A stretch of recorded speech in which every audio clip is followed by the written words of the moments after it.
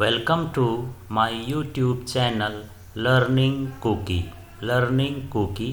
आज हम कक्षा 10वीं विषय अंग्रेजी के lesson 2 Nelson Mandela long walk to freedom का लाइन बाय लाइन हिंदी अनुवाद समझेंगे।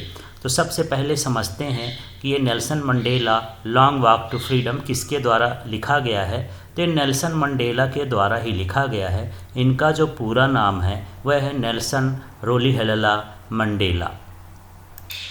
अब इस चैप्टर में है क्या, तो सबसे पहले इसको समझते हैं अपर्थेट। तो अपर्थेट पहले समझते हैं, इसको हिंदी में रंग भेद कहते हैं और इसका मतलब ये है मनुष्य के चमड़ी के रंग के आधार पर उनसे भेदभाव करना, अर्थात कोई व्यक्ति काला है और कोई व्यक्ति गोरा है, इस आधार पर जब हम भेदभाव करते हैं तो इसे अपर्थेट कहते हैं। तो apartheid is a political system that separates people according to their race. तो अपर्थेट एक जो है राजनीतिक प्रथा थी जो लोगों को उनके जाति के अनुसार अलग करती थी, भेदभाव करती थी। कैन यू से which of 3 countries named below had such political system until very recently. क्या आप बता सकते हैं कि निम्न 3 देशों में से किस देश में इस प्रकार की राजनीतिक प्रथा थी अभी तक। तो यहाँ पर ये साउथ अफ्रीका में अपर्थेट की नीति अभी तक थी। इन देशों में भी थी, United states of America, Australia, लेकिन बहुत पहले ये आज़ाद हो चुके हैं, इन चीज़ों से छुटकारा पा चुके हैं। Have you heard of Nelson Mandela. क्या आपने नेल्सन मंडेला के बारे में सुना है। Mandela and his African National Congress spent a life time fighting against अपर्थेट।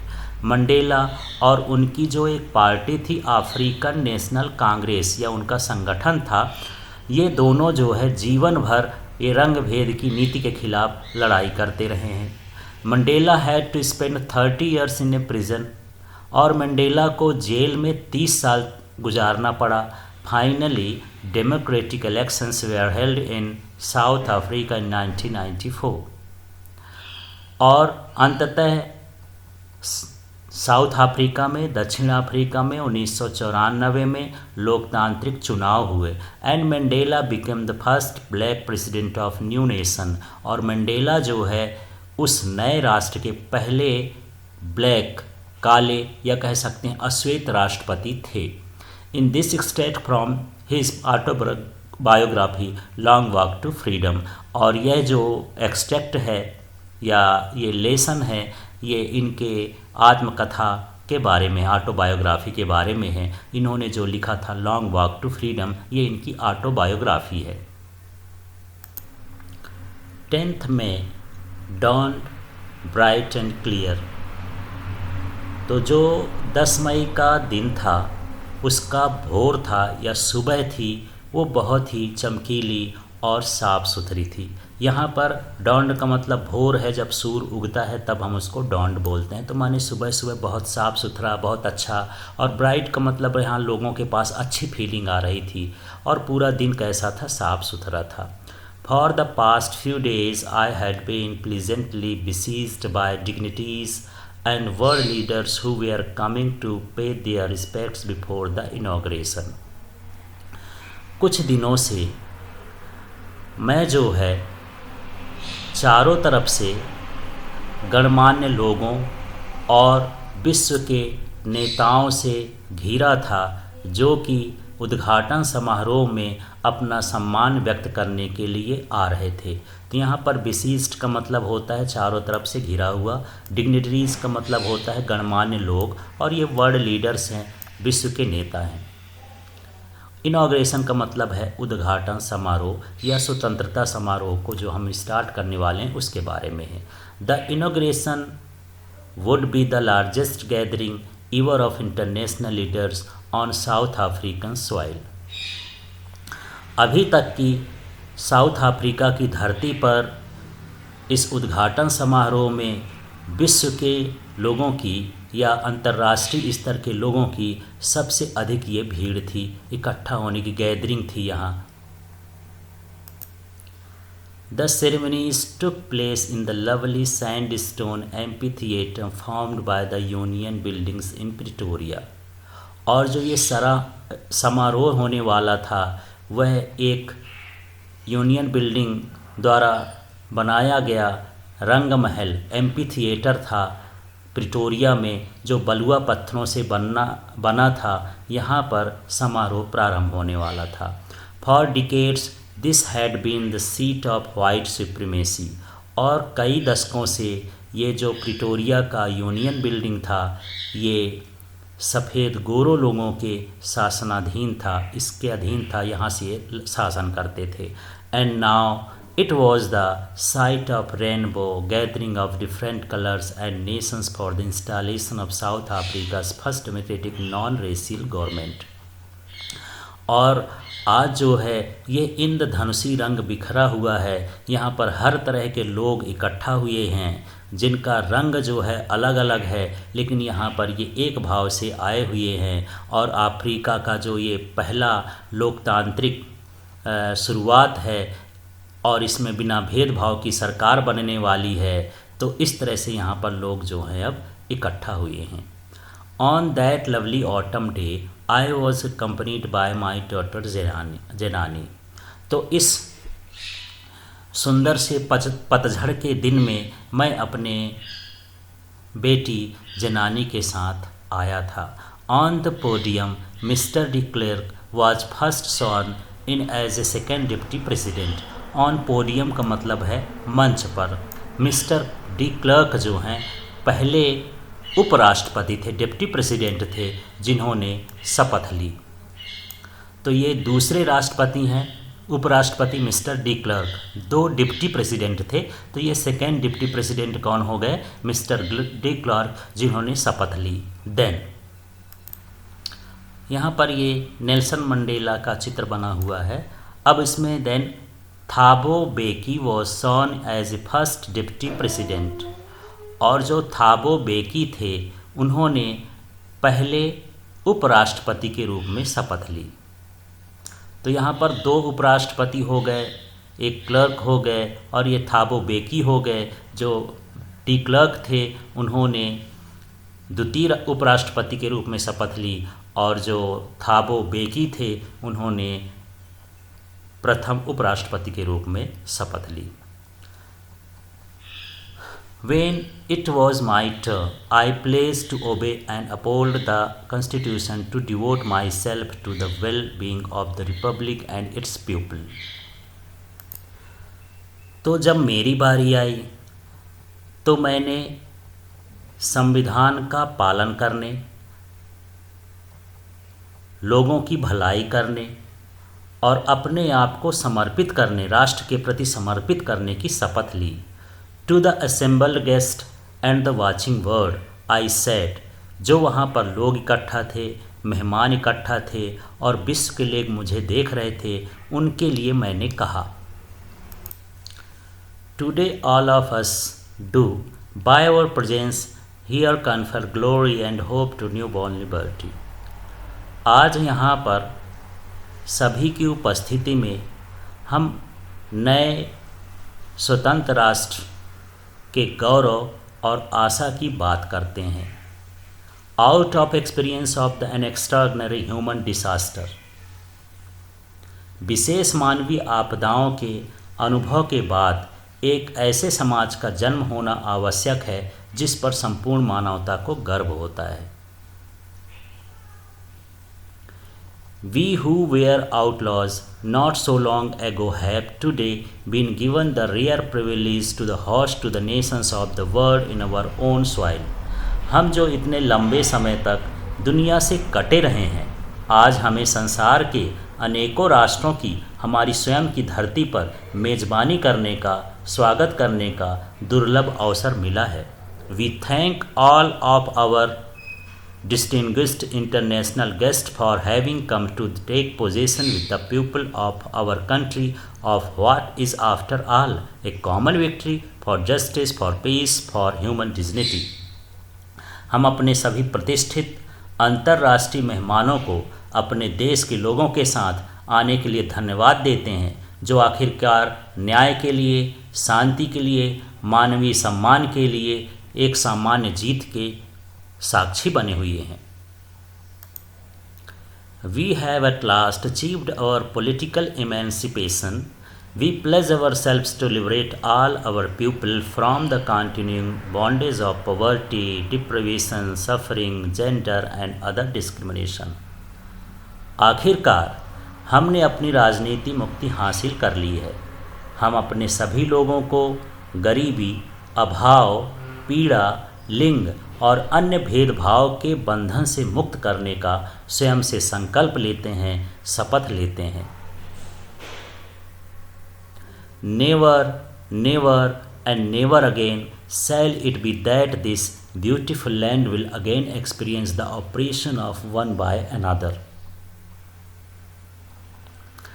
कभी नहीं और फिर कभी नहीं होगा कि यह खूबसूरत भूमि पर फिर से एक दूसरे का उत्पीड़न हो और उत्पीड़न का हमको अनुभव हो। हम इससे अब दूर निकलेंगे। The sun shall never set on the glorious of human achievement. इतनी शानदार मानवीय उपलब्धि पर सूरज कभी अस्त नहीं होगा। Let freedom reign. God bless Africa. आज़ादी को शासन करने दीजिए, भगवान अफ्रीका को आशीर्वाद दें। अब इसके क्वेश्चन आंसर के लिए अलग से वीडियो बनेगा, फिर उसमें देखेंगे। अब अगले पैराग्राफ को देखते हैं। A few moments later we are lifted our eyes in awe as a spectacular array of South African jets, helicopters and troops carriers rolled in perfect formation over the Union buildings. कुछ ही क्षणों में हम सभी ने अपनी आंखें उठा ली, क्योंकि दक्षिण अफ्रीकी जेट, हेलीकॉप्टर और सैन्य वाहन की एक शानदार श्रृंखला यूनियन बिल्डिंग के ऊपर पूर्ण रूप से गरज रही थी। It was not only a display of pinpoint precision and military force, but a demonstration of military's loyalty to the democracy, to a new government that had been freely and fairly elected. यह न केवल सटीक और सैन्य बल का प्रदर्शन था, बल्कि एक नई सरकार के लिए लोकतंत्र के प्रति सेना की वफादारी का प्रदर्शन भी था, जो स्वतंत्र रूप से और निष्पक्ष रूप से चुनी गई थी। Only moments before the highest generals of South Africa, defense force and police, their chests bedecked with the ribbons and medals from days gone by, saluted me and pledged their royalty. केवल कुछ ही क्षण पहले दक्षिण अफ्रीकी रक्षा बल और police के सर्वोच्च जनरलों, जिनकी छाती रिबन और पदकों से लदी थी, उन्होंने मुझे सलाम किया और अपना वफादारी का वचन दिया। I was not unmindful of that fact that not so many years before they would not have saluted but arrested me. मैं इस बात से बेखबर नहीं था कि कुछ साल पहले उन्होंने मुझे सलामी नहीं दी थी, बल्कि मुझे गिरफ्तार किया था। Finally, a Chevron of Impala jets left a smoke trail of black, red, green, blue and gold of the new South African flag. अंत में इम्पाला जेट के एक सेवरान ने नए दक्षिण अफ्रीकी ध्वज के काले, लाल, हरे, नीले और सुनहरे रंगों के धुएं के निशान छोड़ा। The day was symbolized for me by the playing of our two national anthems and the vision of white singing Nkosi Sikelel Africa and a black singing Die Stem, the old anthem of the Republic. हमारे दो राष्ट्रीय गीतों के गायन द्वारा यह दिन मेरे लिए एक प्रतीक बन गया, संकेत बन गया, सिंबल बन गया और श्वेत लोगों द्वारा निकोसी सिकलेली अफ्रीका और काले लोग जो गणतंत्र का पुराना राष्ट्रीय गान डाई स्टेम गा रहे थे। Although that day neither group knew the lyrics of anthem they once despised, they would soon know the words by heart. यद्यपि उस दिन दोनों में से कोई दल राष्ट्रीय गान की सही लय नहीं जानता था, जिससे वो दोनों नफरत करते थे, लेकिन वे शीघ्र ही इसके शब्दों को दिल में याद कर लेंगे। और यहाँ बात बता दें कि जो ब्लैक लोगों का राष्ट्रगान था वो वाइट वाले पीपल गा रहे थे, और जो वाइट्स का राष्ट्रगान था वो ब्लैक्स पीपल गा रहे थे। On the day of inauguration I was overwhelmed with the sense of history. उद्घाटन वाले दिन मैं इतिहास की भावनाओं से ओतप्रोत था. In the first decade of the 20th century, a few years after the bitter Anglo-Boer War and before my own birth, the white-skinned people of South Africa patched up their differences and erected a system of racial domination against the dark-skinned people of their own land. 20वीं सदी के प्रथम दशक में भयंकर Anglo-bore वार के बाद युद्ध के बाद मेरे स्वयं के जन्म से पहले दक्षिण अफ्रीका के श्वेत चमड़ी वाले लोगों ने अपने भेदभाव खत्म करके उन्होंने अपने स्वयं के देश के काली चमड़ी वाले लोगों के विरुद्ध जाति प्रभुत्व वाली एक व्यवस्था का निर्माण कर लिया था. The structure they created formed the basis of one of the harshest, most inhuman societies of the world has ever known. उस ढांचे ने जो उन्होंने खड़ा किया था संसार के एक सबसे कठोर, सबसे अमानवीय समाज का आधार बना लिया था. Now in the last decade of the 20th century and my own eighth decade as a man, that system had been overturned forever and replaced by one that recognized the rights and freedoms of all peoples regardless of our color of their skin. 20वीं सदी के अंतिम दशक में और एक आदमी के रूप में मेरे स्वयं के 8वें दशक में वह ढांचा हमेशा के लिए बदल गया और उसका स्थान एक ऐसे ढांचे ने लिया है जो सभी लोगों को बिना उनकी चमड़ी के रंग के भेदभाव के समान रूप से अधिकार एवं स्वतंत्रता को पहचानता है. That day had come about through the unimaginable sacrifices of thousands of my people whose suffering and courage can never be counted or repaid. वह दिन मेरे हजारों लोगों के अकल्पनीय बलिदानों के माध्यम से आया था जिन लोगों के दुख और साहस को कभी भी भुलाया नहीं जा सकता है और चुकाया भी नहीं जा सकता है.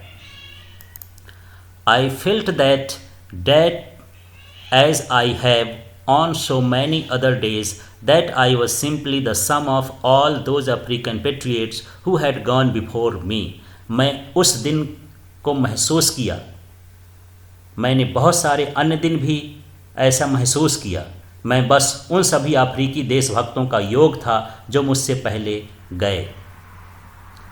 That long and noble line ended and now began again with me. वह लंबी और नेक लाइन खत्म हो गई और अब मेरे साथ फिर से शुरू हुई है. I was pained that I was not able to thank them and that they were not able to see what their sacrifices had wrought. मुझे दुख था कि मैं उन्हें धन्यवाद नहीं दे सका और वे नहीं देख पाए कि उनके बलिदानों ने क्या किया है कि आज अफ्रीका देश स्वतंत्र हो चुका है.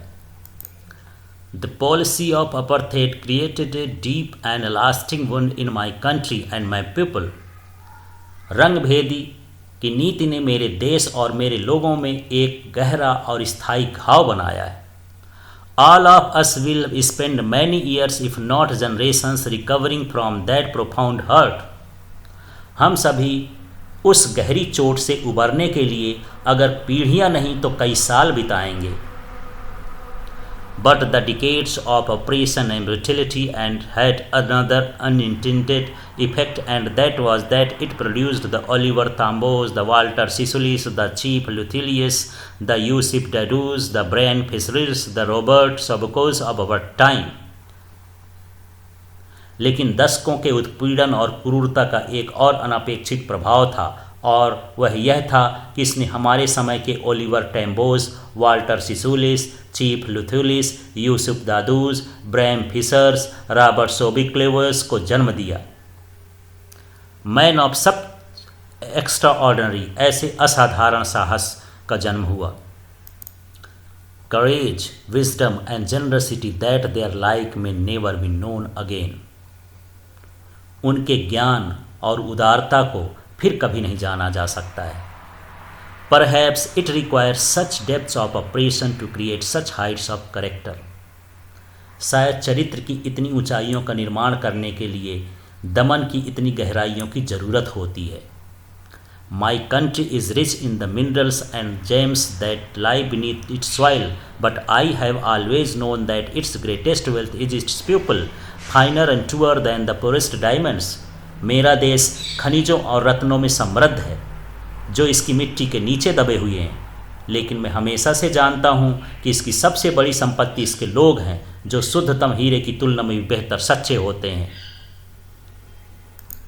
It is from these comrades in the struggle that I learn the meaning of courage. संघर्ष में इन साथियों से ही मैंने साहस का अर्थ सीखा है. Time and again I have seen men and women risk and give their lives for an idea. समय समय पर मैंने पुरुषों और स्त्रियों को एक सिद्धांत के लिए खतरा मोल लेते हुए अपने जीवन की कुर्बानियाँ देते हुए देखा है. I have seen men stand up to attacks and torture without breaking, showing a strength and resilience that defies the imagination.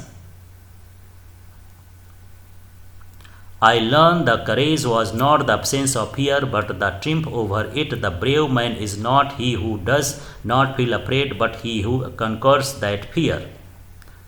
मैंने देखा कि पुरुष बिना रुके हमलों और यातना के लिए खड़े होकर एक ताकत और दृढ़ता दिखाते हैं जिसकी कल्पना भी नहीं की जा सकती है. मैंने सीखा कि साहस निडरता का न होना नहीं है, बल्कि डर पर विजय प्राप्त करना है. बहादुर वह नहीं है जो डरता नहीं है, बल्कि वह है जो उस डर पर विजय प्राप्त कर लेता है. No one is born hating another person because of the color of his skin or his background or his religion. कोई भी व्यक्ति दूसरे व्यक्ति से उसकी त्वचा के रंग या उसकी पृष्ठभूमि या उसके धर्म के कारण घृणा करने के लिए पैदा नहीं होता है. People must learn to hate, and if they can learn to hate, they can be taught to love, for love comes more naturally to human heart than its opposite. लोगों को घृणा करना सीखना चाहिए, और यदि वो घृणा करना सीख सकते हैं तो उन्हें प्रेम करना सिखाया जा सकता है, क्योंकि प्रेम मानव हृदय में इसके विपरीत घृणा की तुलना में अधिक आसानी से आता है. Even in the grimmest times in prison, when my comrades and I were pushed to our limits, I would see a glimmer of humanity in one of the gods, perhaps just for a second, but it was enough to reserve me and keep me going. Man's goodness is a flame that can be hidden but never extinguished. Jail के सबसे बुरे समय में भी जब मेरे साथियों को और मुझे असहनीय यातनाएं दी जाती थी, मुझे एक गार्ड में मानवता की एक झलक दिखाई देती थी, शायद सिर्फ एक सेकंड के लिए, लेकिन यह मुझे आश्वस्त करने और मुझे चलते रहने के लिए पर्याप्त था. मनुष्य की अच्छाई एक ज्वाला है जिसे छुपाया नहीं जा सकता, लेकिन बुझाया भी नहीं जा सकता है. In life, every man has twin obligations. Obligations to his family, to his parents, to his wife and children, and he has an obligation to his people, his community, his country.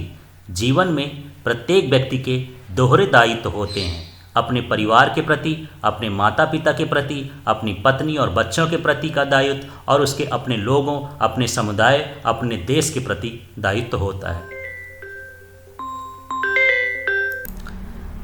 In a civil and human society, each man is able to fulfill those obligations according to his own inclinations and abilities. एक सभ्य और मानवीय समाज में प्रत्येक व्यक्ति अपने स्वयं के झुकाव और क्षमताओं के अनुसार उन दायित्वों को पूरा करने में सक्षम होता है.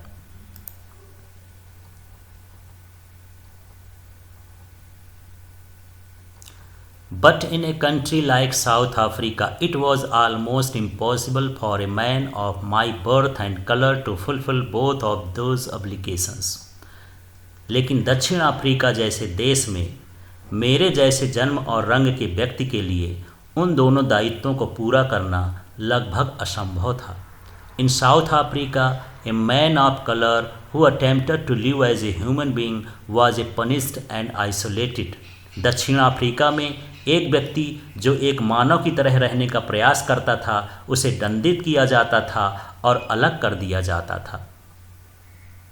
In South Africa, a man who tried to fulfill his duty to his people was inevitably ripped from his family and his home and was forced to live life apart, a twilight existence of secrecy and rebellion. दक्षिण Africa में ऐसा व्यक्ति जो अपने लोगों के प्रति अपने कर्तव्य को पूर्ण करने की कोशिश करता था, उसे उसके परिवार और उसके घर से अलग कर दिया जाता था और उसके रहस्य और विद्रोह हल्के प्रकाश में एक अलग जीवन बिताने के लिए मजबूर किया जाता था। I did not in the beginning choose to place my people above my family, but in attempting to serve my people, I found that I was prevented from fulfilling my obligations as son, as brother, a father and husband. मैंने शुरुआत में अपने लोगों को अपने परिवार से ऊपर रखने का विकल्प नहीं चुना, लेकिन अपने लोगों की सेवा करने का प्रयास करते हुए मैंने पाया कि मुझे एक पुत्र का, एक भाई का, एक पिता का और एक पति के रूप में अपने दायित्व को पूरा करने से रोका गया था। I was not born with a hunger to be free. मैं स्वतंत्र होने के लिए भूख के साथ पैदा नहीं हुआ था। I was born free, free in every way that I could know. मैं स्वतंत्र पैदा हुआ था, हर तरह से स्वतंत्र जिसे मैं जान सकता था। Free to run in the fields near my mother's hut, free to swim in clear stream that ran through my village, free to roast mealies under the stars and ride the broad backs of slow moving bulls. मेरी माँ की झोपड़ी के पास के खेतों में दौड़ने के लिए स्वतंत्र था, मेरे गांव से होकर बहने वाली साफ धारा में तैरने के लिए स्वतंत्र था, तारों के नीचे भोजन भूनने और धीमी गति से चलने वाले बैलों की चौड़ी पीठ को सवारी करने के लिए स्वतंत्र था। As long as I obeyed my father and abided by the customs of my tribe, I was not troubled by the laws of man or God. जब तक मैंने अपने पिता की आज्ञा मानी और अपने गोत्र के रीति रिवाजों का पालन किया, तब तक मैं मनुष्य या ईश्वर के नियमों से परेशान नहीं था। It was only when I began to learn that my boyhood freedom was an illusion, when I discovered as a young man that my freedom had already been taken from me, that I began to hunger for it. जब मैंने यह जानना शुरू किया कि मेरी बचपन की स्वतंत्रता एक भ्रम है, जब मुझे एक युवा के रूप में पता चला कि मेरी आज़ादी मुझसे पहले ही ली जा चुकी है। At first, as a student, I wanted freedom only for myself, the transitory freedoms of being able to stay out at night, read what I pleased, and go where I choose.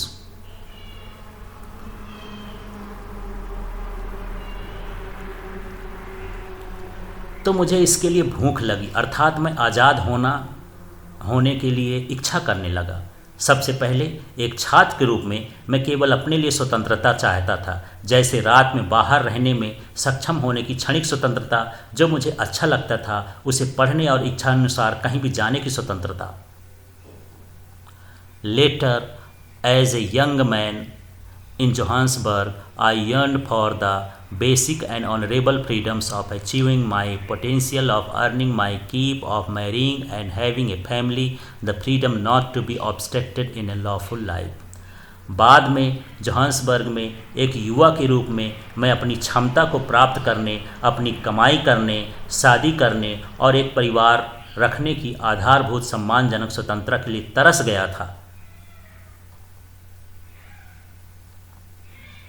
The freedom not be obstructed in a lawful life. वह स्वतंत्रता एक वैध जीवन में कभी बाधा न बने। But then I slowly saw that not only was I not free, but my brothers and sisters were not free.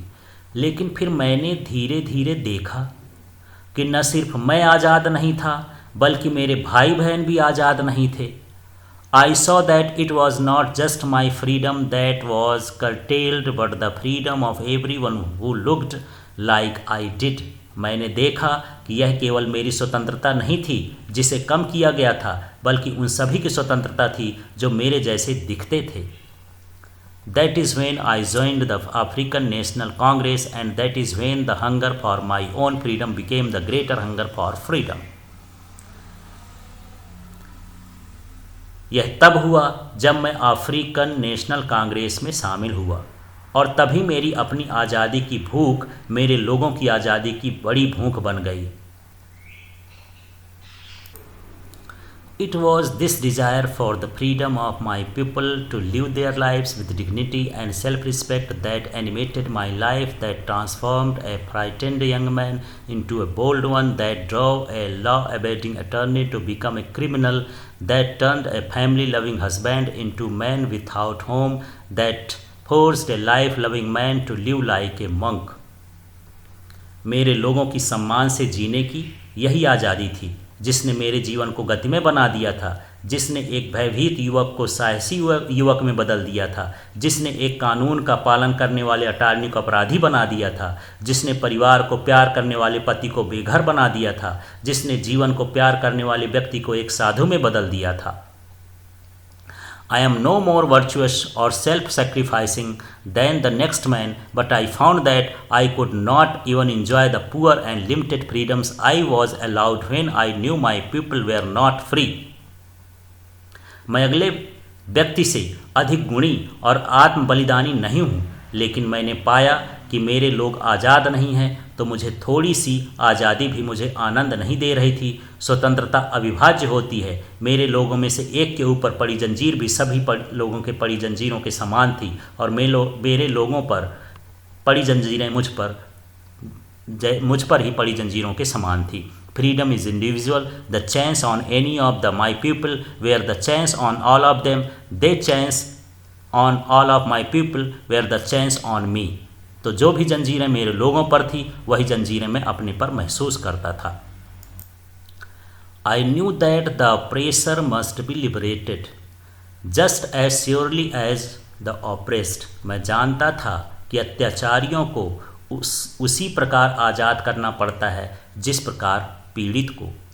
A man who takes away another man's freedom is a prisoner of hatred. He is locked behind the bars of prejudice and narrow-mindedness. एक व्यक्ति जो दूसरी की स्वतंत्रता का हनन करता है वह खुद नफरत का कैदी होता है। वह संकीर्ण दिमाग एवं पूर्वाग्रह की सलाखों से बंद होता है। I am not truly free if I am taking away someone else's freedom just as surely as I am not free when my freedom is taken from me. किसी की आज़ादी छीनता हूँ तो मैं सही अर्थ में स्वतंत्र नहीं हूँ, उसी प्रकार जैसे कि मुझसे मेरी आज़ादी छीन ली जाए। The oppressed and the oppressor alike are robbed of their humanity. गुलाम बनाने वाला और गुलाम समान रूप से मानवता से वंचित होते हैं। तो इस तरह से ये हिंदी अनुवाद था, इसको समझिए और इस चैप्टर के क्वेश्चन आंसर के लिए अलग से वीडियो बनेंगे। Thank you.